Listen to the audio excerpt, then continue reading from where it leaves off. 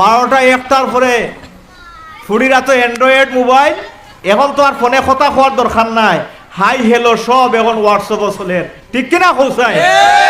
এখন তার উপযুক্ত মেয়ের লোকে দিছে মোবাইল, তাই খাতার তলে হুতি খাম সালারো আখটা দেখা গেছে রাত 12টা 1টার পরে আমার হুড়ি আর গরো নাই।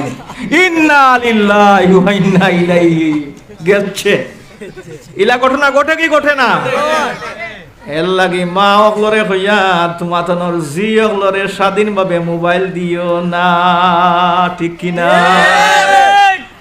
মা অগলরে হইয়া তোমাতনর জি অগলরে স্বাধীনভাবে অ্যান্ড্রয়েড ফোন ব্যবহার করতে দিও না, যদি দৌতে তোমার আশারে নিরাশ করি ভালাই দিব।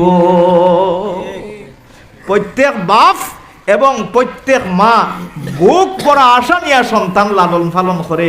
মা ওগুলো খেয়াল করে শুনো,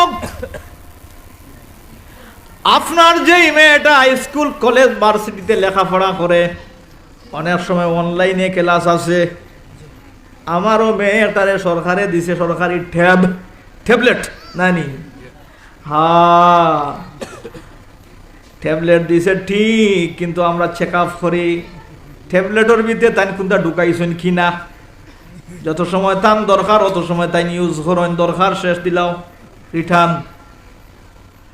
আপনি আপনার মেয়েরে চেক আপও রাখিও, আর নাইলে 14 গোষ্ঠীর নাম ডুবাই দিব, ঠিক কিনা?